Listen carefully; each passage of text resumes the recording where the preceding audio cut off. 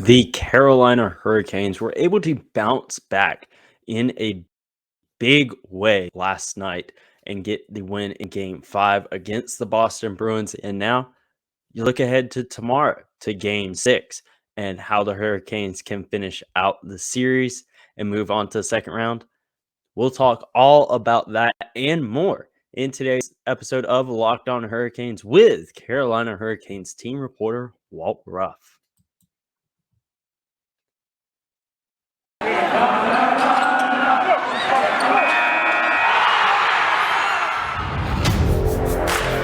You're Locked On Hurricanes, your daily podcast on the Carolina Hurricanes. Part of the Locked On Podcast Network. Your team every day.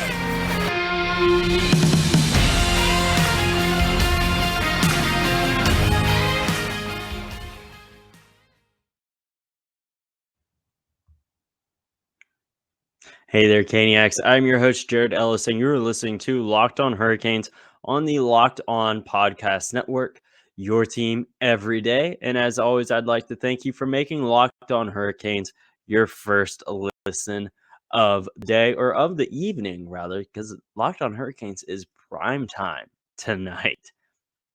And as always, I'd like to ask you to follow the show on Twitter and Instagram at LO_Hurricanes. Myself on Twitter at Jared Ellis _96. Rate the show 5 stars on whatever streaming platform you are listening on, and subscribe on YouTube. And as I mentioned, the Carolina Hurricanes won game 5. They're looking to close out the series in game 6 tomorrow. And I'm not the only one talking about that in today's episode. I'm joined by Carolina Hurricanes team reporter Walt Ruff. He rejoins the show in today's episode, and we will dive real quick, folks. But before we get into that, I do want to tell you about the sponsors of today's episodes. First, we have Rock Auto. Folks, it's hot. Spring is here. Summer is right around the corner. And Rock Auto is here to help you get your car running the way you need to. Again, these North Carolina springs and summers, they are brutal. It's hot and your AC doesn't work. Gotta help you. But Rock Auto is, of course, a family business serving do-it-yourselfers for over 20 years. So why spend up to 30, 50, or even 100% more chain stores at car dealerships to get your air conditioning fixed, or whatever you need on your car to get fixed? Rock Auto is here to help you because their prices are reliably low for every customer. They're going to have everything you need, whether it's brake parts, tail lamps, motor oil, new carpet. Again, those all important air conditioning parts this summer. They are here to get you ready to roll for the summer. And right now, you can go to rockauto.com and see all the parts available for your car or truck. And don't forget to write Locked On in there. How did you hear about us box, so they know that we sent you.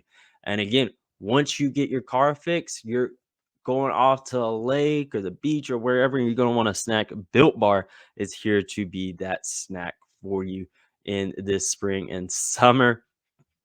Again, Built Bar, you got all about these guys. They are absolutely delicious. And Built Bar is coming out with new flavors all the time.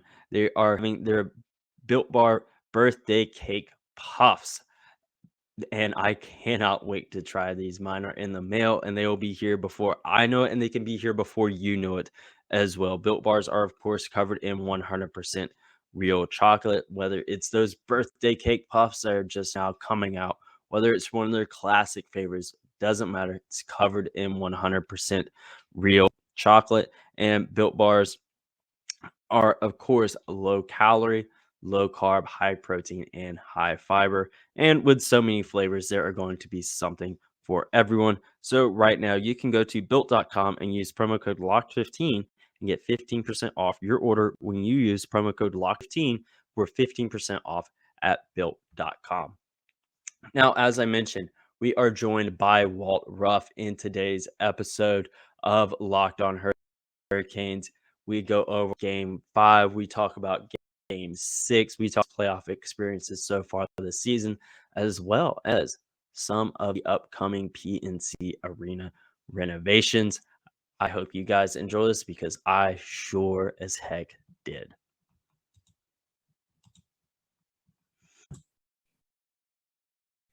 Hey there, Caniacs. I'm your host, Jared Ellis, and you are listening to and watching Locked On Hurricanes on the Locked On Podcast Network, your team every day. And today I am joined once again by Carolina Hurricanes team reporter, Walt Ruff. How are you doing today, Walt? I'm good, Jared. Thanks so much for having me on. I appreciate it. Yeah, of course. And I know we were talking before I hit the record button, you just got done with your 2-mile run. So man's out here running 2 miles and then doing a podcast interview. So look at him go. Full disclosure, I'd like to do more than 2 normally, but I wanted to squeak something in before dinner and then still do this too. So best of both worlds. Yeah, I feel that. I went on about 1.5 miles this morning with my dog. And I only did that much because me and him, just me, he's not allowed in the movie theater. Went to go see the new Doctor Strange movie this morning at noon. So I feel you. You got to get a little something in. A little bit of everything. Yes, exactly. Now, obviously, you are up in Boston right now because the Carolina Hurricanes are taking on the Boston Bruins tomorrow. But stepping back to last night, the Carolina Hurricanes were able to take a 3-2 series lead. In my opinion, gained some much needed momentum, and because it feels like in games 3 and 4, whatever they had in games 1 and 2 was tossed out the door and did not look like the same team. Emotions were getting the best of them. And again, like I said, just not the same team. I know a lot of people on social media, they're comparing it to almost like 2019, 2020, those playoff series against the Bruins. But last night, they were able to flip the switch and play their game. What do you think was, what's the word I'm looking for? What do you think really clicked for them last night that wasn't in those first 2 games, other than the home crowd? Well, I think it was 2 things. I think it was discipline. I think it was matchups. Looking at Sunday's game 4, the players and coaches have said it. When you take 9 penalties, you're not giving yourself a good chance to win. Obviously, they only took 3 last night, so that was a massive step forward. They got the added bonus of Boston taking 2 penalties while they were on the power plays on 2 separate occasions, so Boston wasn't helping themselves out. And then on the matchup perspective, just getting Jordan Staal against that top line of Patrice Bergeron, Brad Marchand, and David Pastrnak. It's one of those like game within the game type of things that you really have to be dialed in to realize, it just goes to show how valuable Jordan Staal is. It's one of those things when you hear people say, oh, it's not always about the points. It's not always about the goals and assists. Last night's game is the definition of that for Jordan Staal. Just being able to lock down that perfection line for Boston. 16 combined points in games 3 and 4. And then last night they come back to Raleigh and get completely held off the score sheet. It's not as much as some people might like to think it's, the stars aligning or so-and-so having an off game. That's just Jordan Staal, Nino Niederreiter, and Jesper Fast working wonders. That's what that is. Yeah, that third line has been amazing all season long. And there's no words for just how good that line has been and really taking everyone by surprise. You're expecting, your top 2 lines, those are going to be the ones grabbing all the headlines. But no, it's your third line with your captain and just going out there and having an absolute amazing season. Now, I've said all year long that this team is at their best when guys up and down the lineup are chipping in. And you mentioning that with Jordan Staal, that's exactly what I mean. Yeah, it's not necessarily showing up on the score sheet, but it's the entire play of the team. And that's what they were doing last night. They were doing exactly what they needed to do. And one thing that has surprised me is just how good Antti Raanta has been this playoffs. We all knew, he's a good goaltender, and that was never in doubt. But to just show up the way he has this playoffs and just being so dialed in and looking like a top goalie in the playoffs right now, what do you think's clicking for him right now? Is it just confidence or just that groove that he's getting in? What's going on there? He's big on rhythm. When you're asking him about, what's leading to his success, it's, we asked him after last night's game, was it the early save on Marchand where Marchand was all alone in front, blown coverage, and then he comes up with the big save?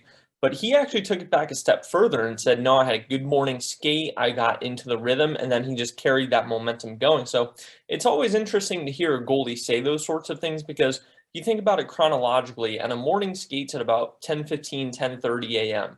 But if you're able to carry that momentum to, what's that about 8-10 hours later till puck drop, and you can feel like you're still in a groove, more power to him. And he's been excellent. I think it's just such a blessing, especially after what happened in the last week of the regular season when, the game on Long Island, he goes down hurt and then leaves the game and then gets run over in game 2. And for him to come back the way that he has for game 1 of the playoffs and then game 4, you can't put game 4 on him. Again, he faced 27 shots, 14 were at even strength, 13 were on the man advantage. So for him to get a complete 60-minute performance last night and respond in that fashion, he's been excellent for the team. Yeah, and that's putting it lightly as well. I think he's been one of those storylines throughout the playoffs that's just taken people by surprise. Again, no one thought he was a bad goaltender or anything like that. It's just how good he has been, and it's great to see. And another one that I feel has caught folks by surprise of just how good he has been this playoff is Seth Jarvis. He is having an insane playoff so far. He ended up having, I believe, between the end of the regular season and games 1 and 2, I think it was an 8-game point streak. Yeah, 8 or 9. you're correct. And to carry that success from the end of the regular season into the playoffs and not look like a 20-year-old kid and like a seasoned vet, do you think part of the reason of his success this playoff is the same thing with Piotr? He doesn't necessarily know the pressure that's on him, like a guy like Jordan Staal, who's won a Stanley Cup, Sebastian Aho, and all these other guys that have been around for a long time. Do you think it's part of that rookie inexperience, or what do you think's going in there? See, I think it's actually a little bit different for Seth and Piotr. I think for Piotr coming over, he doesn't know any better because, he just got here. He's just getting into North American pro hockey, and this is his first couple of games in the NHL. So I could see him, fitting into the criteria of not knowing any better. But for Seth, I mean, he grew up watching NHL play. This is what he's dreamed about his whole life. So I think what's the biggest X factor in his success is going to the dirty areas of the ice and going to the front of the net. It's the same thing that made him successful during the regular season. Now we hear everybody say the regular season and the playoffs are so different, but not much has changed for Seth Jarvis. Without singling anybody out, I think if you look at Boston's roster and a couple of guys who they've had on their team over the last couple games, I think some of them have struggled to keep up with, and they're not necessarily rookies, but some guys on Boston have looked like this is early stages in their careers of playoffs. But for Seth, not so much. He's just doing what he did during the regular season, and he's experiencing the same success, which is really great to see.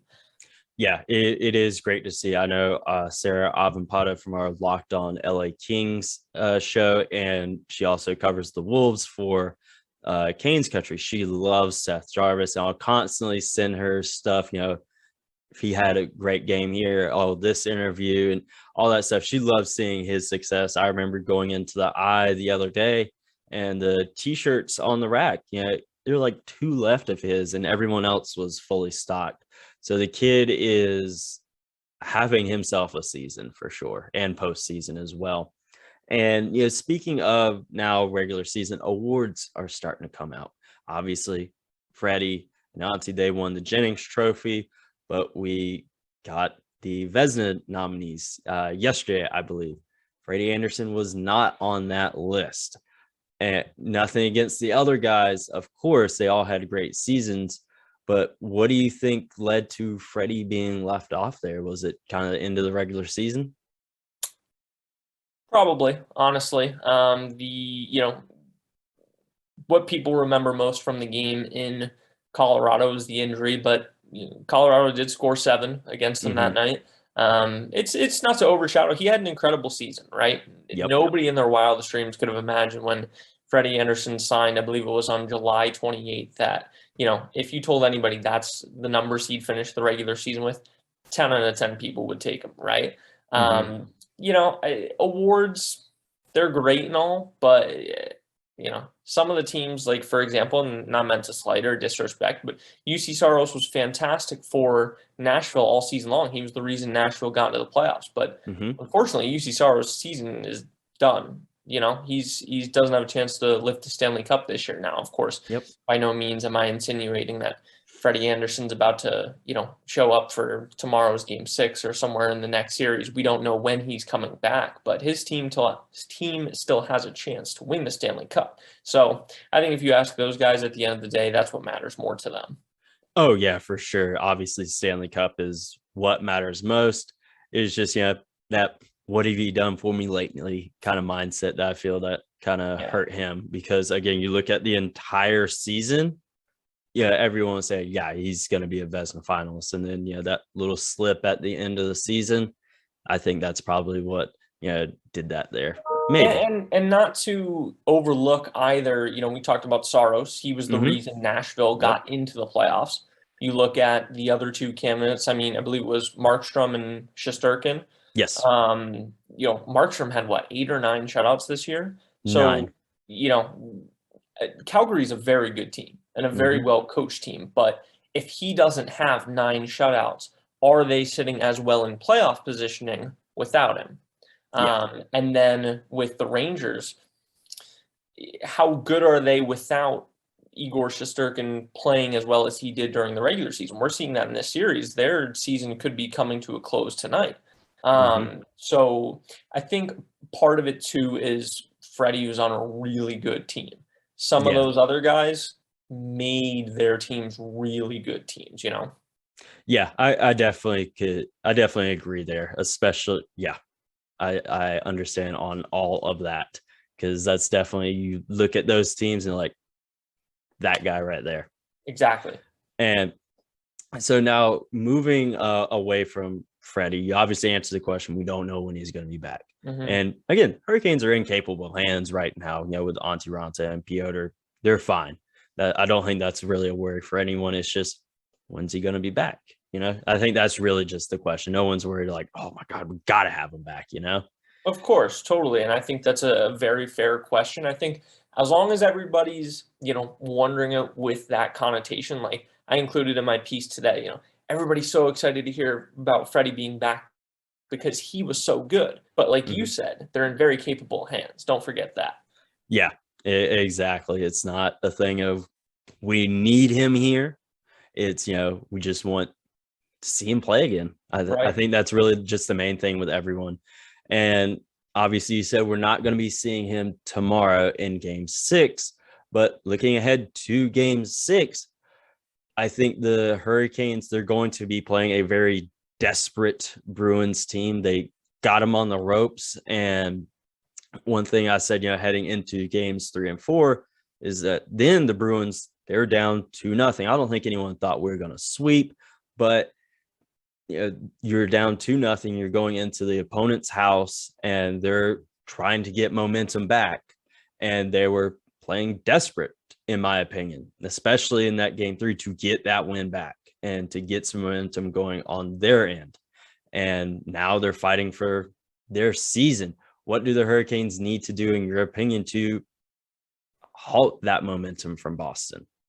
Well, it's like we talked about in question 1. I think matchups do matter, as much as Rod Brind'amour and maybe some of the players are saying, matchups don't matter a whole lot. We believe in everybody. The proof is kind of in the pudding in terms of who matches up well against who. And it's been pretty evident, or at least was evident in Games 3 and 4, that Bruce Cassidy and the Bruins wanted Patrice Bergeron's line against Sebastian Aho's line. Because when you're going up against Svechnikov, Aho, and Jarvis, that's a tough task for 20-year-old Seth Jarvis to be defending one of either Brad Marchand or David Pastrnak on the wing, right? And that's not a knock on him by any Mhm. means. Everybody who's in the know about hockey knows that all three of those guys are elite players. They are all-stars. They are award winners. So that's what it's going to boil down to for me tomorrow is, matchups are something to keep an eye on. Discipline, obviously, right? If the Canes take 9 penalties again, forget it. We'll see a Saturday in Raleigh. The same two things that made them successful in game 5 are going to have to be the same things that make them successful in game 6. Now, what that means for the Stahl line is they're obviously going to have a different matchup, but don't forget the Stahl line scored in 5-on-5 during Sunday's game 4. They got that goal 30 seconds into the second period, so they're very capable of producing offense. They are not only a defensive shutdown line. Who they'll be up against obviously remains to be seen, but it's going to be discipline and matchups for tomorrow's game 6 that really matter. Yeah, I totally agree there. Discipline for sure is definitely going to be big matchups. And for me, another thing, the power play. I really want to see that power play show up because if I remember correctly, in game 1, we didn't see power play goal. It didn't look bad, but those all important power play goals can make or break a game. And then, we saw it in game 2, 3 and 4. In my opinion, was non-existent, Right. and especially game 4. But game 5, we saw it bounce back. I want to see that momentum keep going because we got to have a good power play unit, not only to finish off this series, but just going forward into the next round and after that. Going back to last year, Tampa Bay in round 2, their special teams was on fire, and that was one of the devastating blows in that series. So I really want to see that power play show up tomorrow and just do what we know that they are capable of. Exactly. That's a great way to put it. They're capable of it, right? We've seen flashes of it throughout the course of the entire season. I think last night's a really great example too, because you got 2 goals and each in the fashion of the way that makes the Canes successful. You get on the D'Angelo goal in the first period, you have quick, decisive puck movement and a shot from the point through traffic. We know that the Carolina Hurricanes offense runs through the point. They're looking for tips, deflections, redirections, or last night you get a shot like you get from Tony and it finds its way all the way through. The second one, Jarvis's, clean up the scraps in front there. It's all about net front presence, wreaking havoc around the net, looking for rebounds. Both units can do each thing very well. So capable is a great word. Exactly. And even if they're not, putting a puck in the back of the net, just seeing good power plays out there. And, all right, maybe we didn't score in this 2 minutes or whatever, but, we went out there and we were able to create a lot of pressure, get the pucks on the net and create pressure. I think that's going to be big for the Hurricanes in this game. Rattle whoever's in net for Boston, rattle them early and keep your foot on the gas and not let go. Totally, exactly. And, part of keeping that foot on the gas and not letting go is the difference there in games 3 and 4 was they found their way to the box in the back half of the games. If they can just stay at 5, Max Domi gave a really strong quote today. He said, if we stay at 5-on-5, nobody can beat us. So that's all it boils down to. I agree. And now stepping away from folks that cover hockey, as a fan, how has your first postseason been in Raleigh? It's been great, man. It's been so awesome. A couple of the guys, I think it was Ronta and Jarvis after game 1's win, they both said something like, everybody talks about PNC Arena, oh, it's going to be loud. It's going to be crazy environment. The people are awesome. But it's like that shiny toy that everybody drums up. You don't know until you have it, right? Like you really don't know. Like, is it really going to be that loud, or is it just kind of like a culty environment? Everybody is in this together type thing. But it's been excellent, man. It's been really, really dang loud. It's been a lot of fun. Just the little things, like the loud ovations when the team kills off a penalty, when a goalie makes a big save, everything that, and those things are there during the regular season, but now it's, to the 10th degree during the postseason. So it's been great. Everybody's been a lot of fun. My only regret yet is that I haven't gotten to go walk around to the tailgates.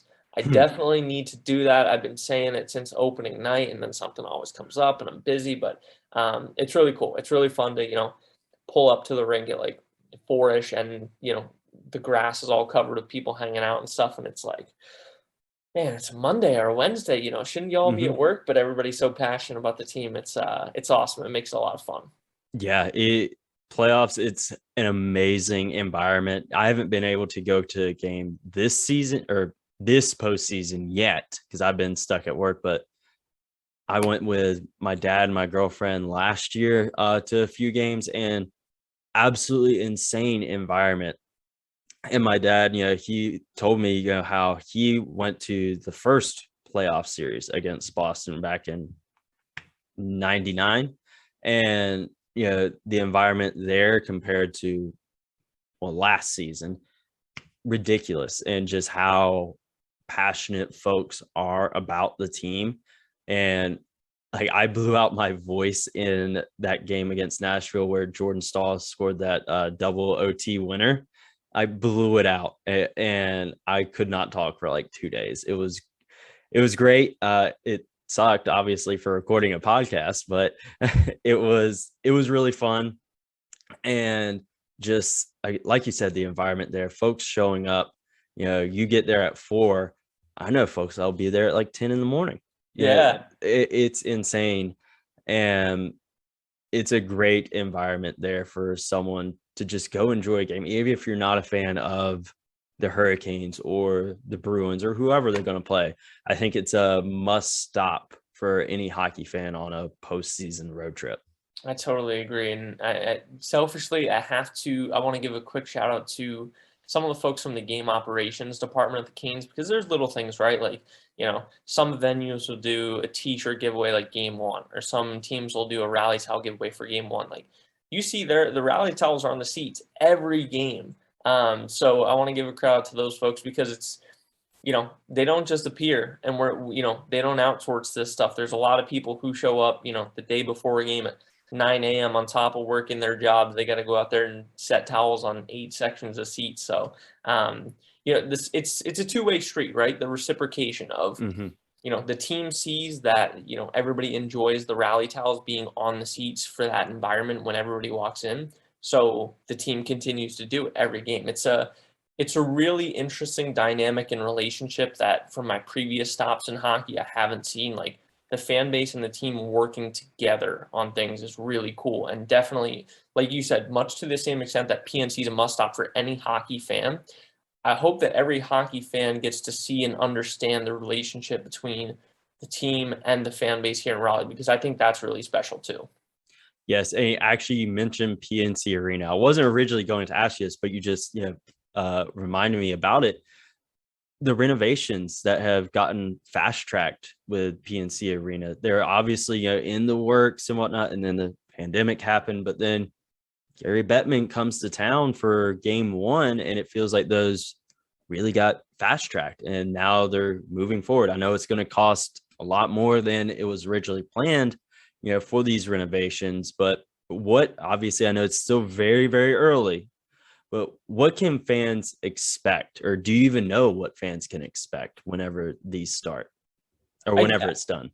I do. I have I do have some knowledge on the situation, and I have to try and toe the line to be careful without, giving away too much information. But what I can say is it's a lot to be excited about, frankly. And like you had said, you had the friends and family members who were at the series back in '99, and look at how the sport has grown in Raleigh since then. And people who, have gotten on board within the last couple of years, the team, the Brind'amour and Waddell era, if you will, 2018 till, and we're in the midst of that right now. This thing is still going upward. But it makes me really excited to see, both for the people who have been here for a while and for the people who are just getting on board now, to see what this whole thing's going to look like in, not even 10 years, like 3 to 5 years. There's going to be a whole lot going on around PNC Arena that, if you think it's great now, wait till you see everything that's going to get, knock on wood, approved and, like you said, moved forward with, because it's going to make the experience of coming to a game in Raleigh that much better. Like, when you get to the rink, it's great, right? There's people tailgating and there's the arena. Once you're in the arena, it's an amazing time. Everybody knows about that environment, but look around before, it's not just, or I should say, it won't be just the arena there. That's what I mean. Like, if you're coming for a game, you can tailgate, that's great, but I think there's room for improvement in what else can pop up around, if you catch my drift. That's where I'll toe the line. Yeah, I get that, and I've seen folks make that same comment about the area surrounding, and I think it's not only going to be good for the Hurricanes, it would be good for Wolfpack fans whenever they go to a basketball game, whether they go to a football game, or NC State events there, and then just concerts and just all this other stuff that happens in that area. I think it'll be great, and it'll be good for the city as well. Totally. But I know I'm obviously very excited for that, having grown up going to that building when it was still RBC Center. I'll probably show you this later, but I have a cup from the inaugural season when it was still Raleigh Entertainment and Sports Arena. Wow. I think, I found it at a thrift store in my hometown, and it was like $1. It was crazy. And awesome. Again, to see this building getting taken care of, getting much needed facelifts and all that stuff, it's great. It's not just a building that's just sitting there like so many do across the world. Right. And it lines up perfectly, right, with the trajectory of the team. Teams getting better. Let's take everything else with it. Let's make the environment, let's make the experience, let's make it all better. Exactly. Totally agree there. But thank you for coming on the show once again, Walt. We love having you here. I know the listeners and now the YouTube watchers love hearing you talk about the team with us. Cool. Thank you so much for having me on, Jared. I appreciate it. Always a pleasure, and looking forward to see how the rest of the series plays out. Me too. Hopefully we'll be seeing another Hurricanes win tomorrow. Fingers crossed. Yep.